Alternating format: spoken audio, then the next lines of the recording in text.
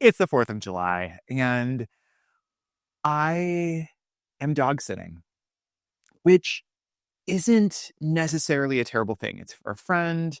They're out of town for the holiday, but it is a holiday. And needless to say, their dog is not a fan of the fireworks. Whew. And it's just the 4th tonight, like today. Like that didn't include last night where, gah, just people, enough with the fireworks. Enough with the fireworks. Can we just not? All of that ranting aside, happy 4th. If you celebrate, please don't set off fireworks too late, because oof. Here's what we're talking about in this video is June reading, because I actually did get some books read. It's been a busy one. It kind of feels like summer's over. It feels like it was over from like week 1, if I'm being really honest. That's just how sometimes academic summers go. But in this video, I wanted to cover 6 of the books that I read in June 2025. I've got 4 literary titles for you, and I've got 2 middle grades novels that I thought were really enjoyable, and you might as well. I'm Nick. This is DrCrankyPantsReads, and I have to spend another night with a very anxious dog tonight. Love this for me. Love it. Love it so much.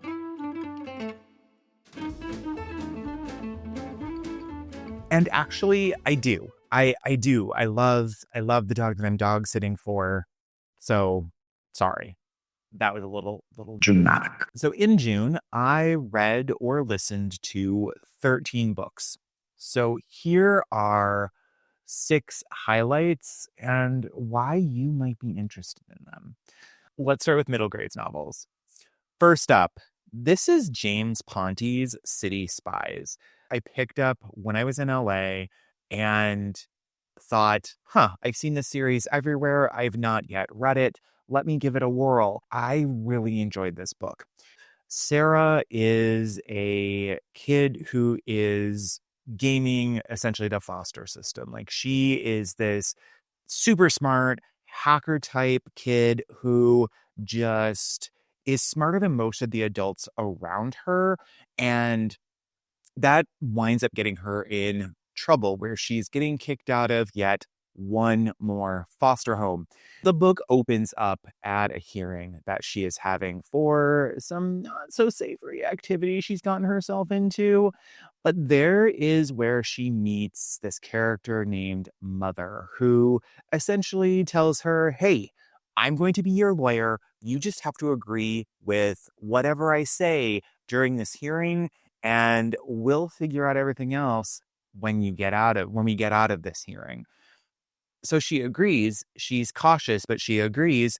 And lo and behold, like, he is one of the leaders of an MI5 secret service kind of thing based in Scotland, I believe.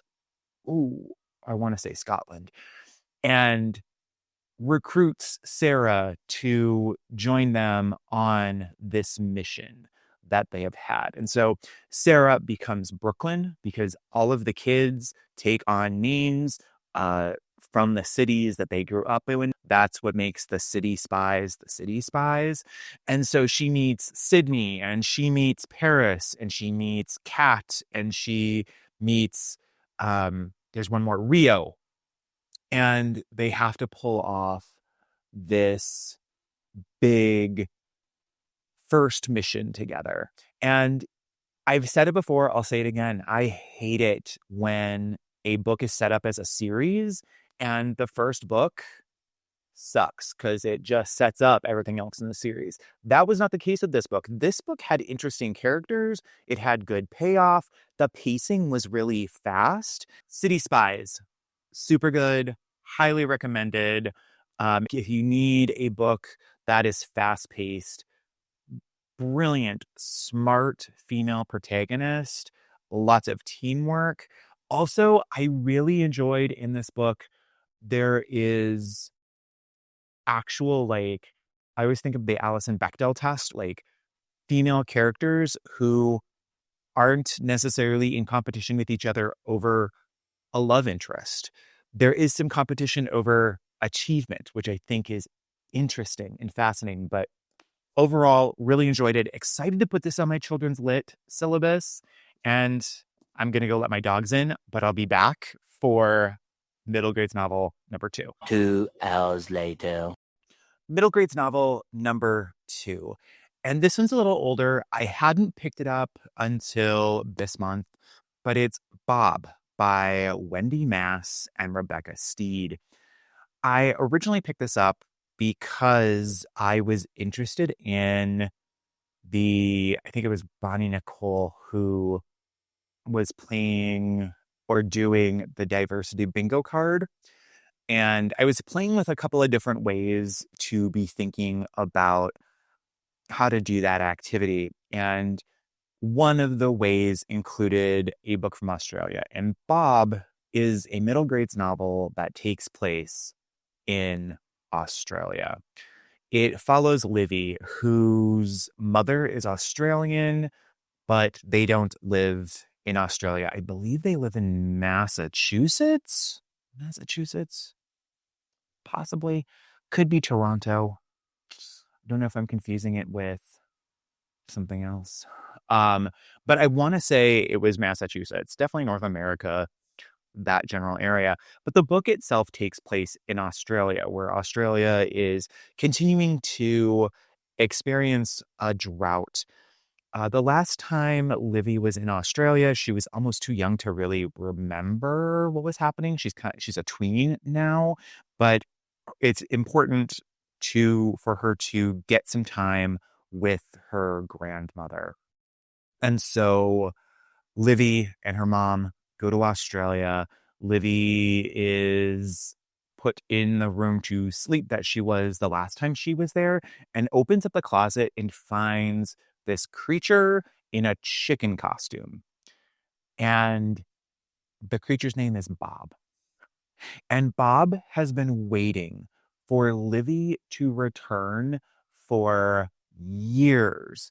In that time, Bob's taught himself to read. He has learned to entertain himself because when Livy left when she was younger, she told Bob, "Wait here, I'll be back." And so Livy gets back to Australia, reacquaints herself with Bob, and realizes that not everything about Bob is as it seems.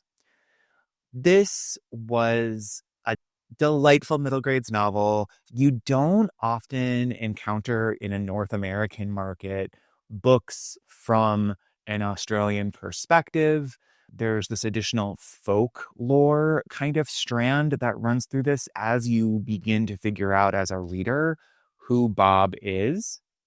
Hi, Phyllis.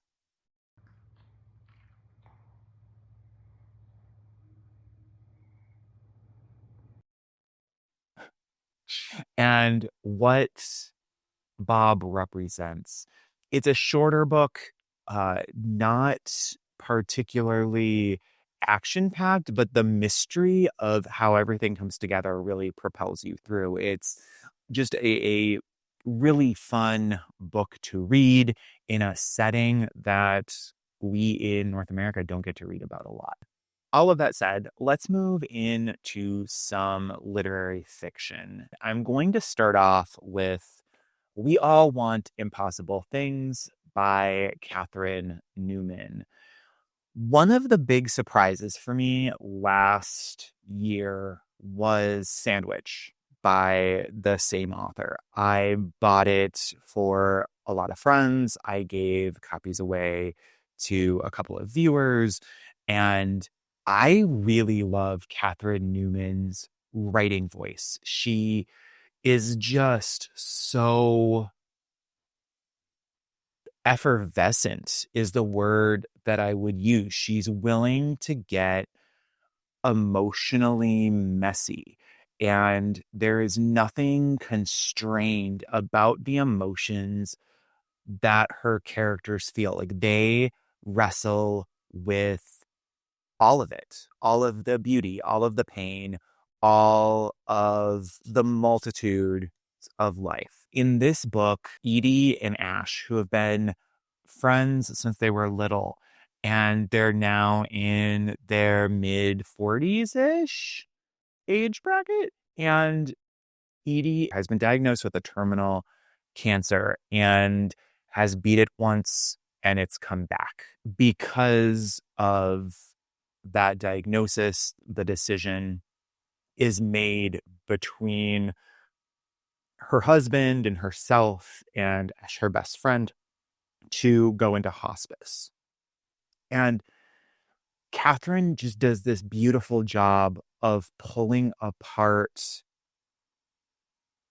the incredibly difficult decisions that all of those characters have to make during this time, whether it comes down to the children involved, whether it comes down to what is the purpose of hospice, right? What does the process of letting go look like, and how do you try to leave the world in the same way that you lived in it? This was a beautifully messy book.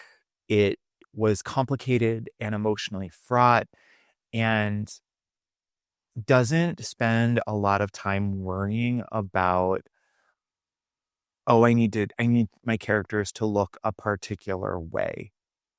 They're messy. They have the conversations that perhaps we all should be having at that point in our lives. And the depiction of female friendship existing within an ecosystem of, also being married, but having kids, like the fabric of what that friendship looked like and how that friendship operated was lovely. Absolutely lovely.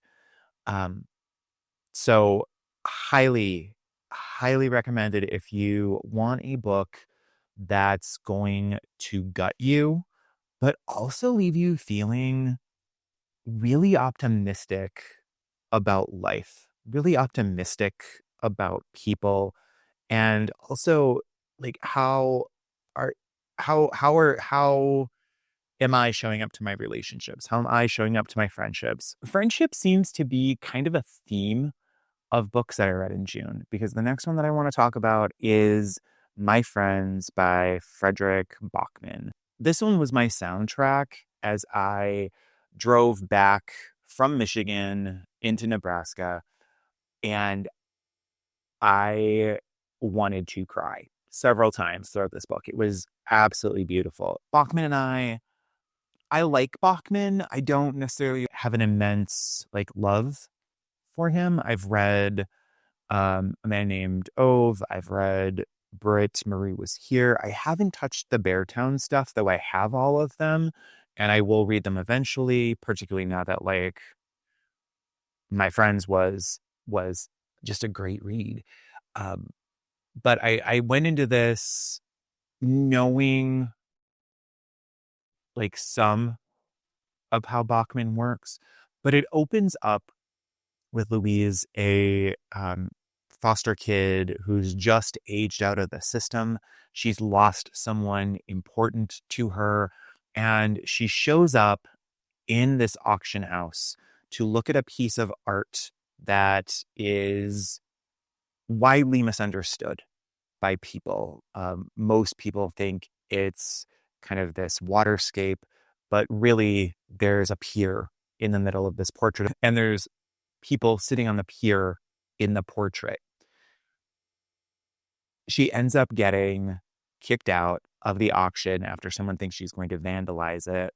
But really, that wasn't what she was going to do. And she finds herself in the back alley where she meets the artist. And she and the artist create something together. And then they part ways. What ends up happening is the artist gifts Louise something. And this is given to her by the artist's friend, Ted, who then begins to tell the story of how that painting came to be. It's a massive story. It's a story with scope, because you see this moving back and forth between present and past, and the connections that are built up in terms of how this relationship forms and how this relationship evolves over time between these friends. It reminded me, actually, and stick with me because this might be a hot take. I don't know if it is, but it reminded me a lot of A Little Life. One of the most engaging things for me in A Little Life was the friendships. And this book had friendship in spades. You had to see this friendship as it develops across time, but it didn't leave me needing to make an emergency phone call to my therapist to talk about my emotional devastation. I don't, I'm just going to leave it at that, because I don't know how to talk about this book in a way that doesn't ruin pieces. I don't want to take that away from other people, but highly recommended. It's just a life affirming, delicious novel. Really enjoyed it. Loved listening to it. Highly recommended. So let's keep this friend theme going, because our next book is Leonard and Hungry Paul, which I no longer have my copy of. I bought it when I was in New York. I read it while I was in New York, and I loved it. I loved this book. I can see why Pat loved this book so much. It is just a quiet novel about quiet people who are kind of thinking through what they want their lives to look like, and what does it mean to show up to your life and just try to do the best that you can do, and not worry about necessarily having to impress anyone. And how can we imagine bigger and better things for ourselves? It follows Leonard and Hungry Paul. Leonard has just lost his mother, who he lived with, and so has inherited her flat. And he's trying to figure out what that looks like. What does that mean? Because he went from having someone in his life, in his actual literal space, quite a bit to not. And so starts contemplating potentially dating. And then Hungry Paul is trying to figure out kind of where he wants to invest his time and energy, and what putting himself out there and putting his best work out there might mean for him.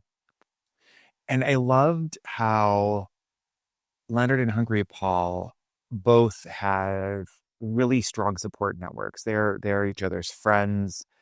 And I loved the depiction of this male friendship.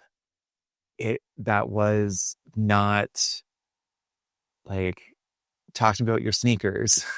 I don't know. Is that what straight guys talk about? I have no clue. I don't know.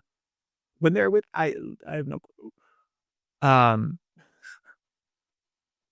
Oh wait, finish. Uh, but I loved how it was this really gentle kind of story about these two men who are devoted to each other's friendship, and because of that, they also want to see each other succeed, and their family, and how their families are, responding to these kind of changes. And just wonderful book. Wonderful book. Really enjoyed it. Read it in like 3 days. Highly recommended.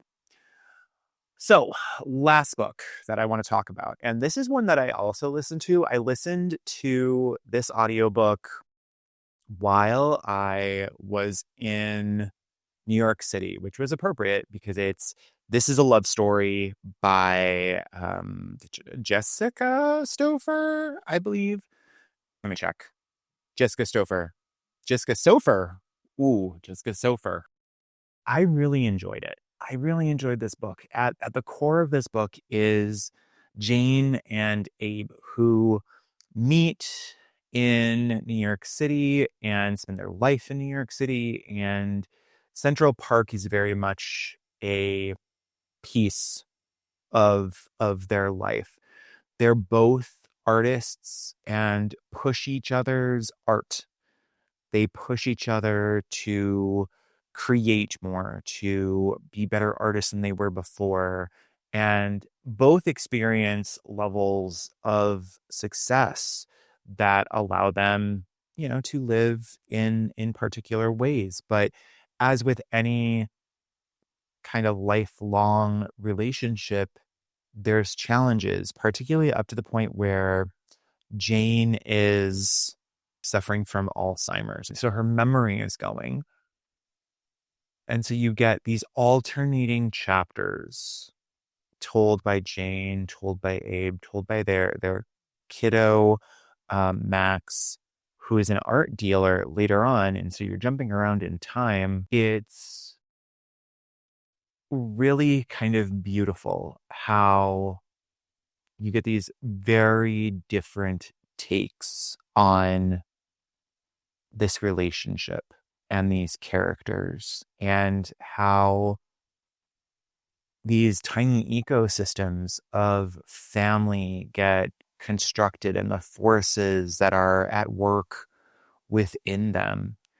How to have a relationship and not lose yourself, which is one of the ironies at the core of this book is Jane is losing herself, despite the fact that her entire life she's worked really hard not to lose herself. Her art has always been important to her. Abe's art has been important to him. I don't know if it was necessarily as important to him as it was to her. And then what effect that had on Max later on.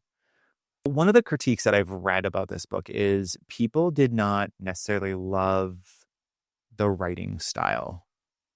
And this could be because I listened to it, but there was one chapter or one section, one portion of the book where there was a lot of, as I've read critiques of this book, people were going, oh my gosh, if I read You Remember one more time, I was going to lose it.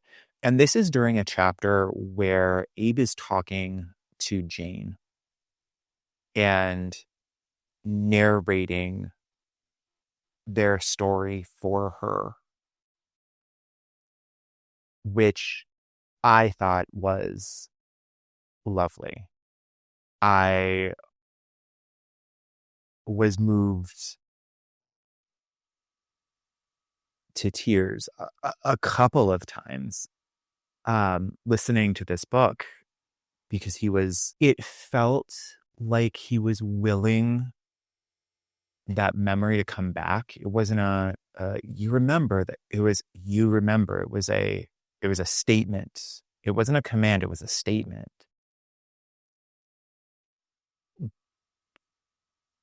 Because he was losing the love of his life. And that was just incredibly powerful.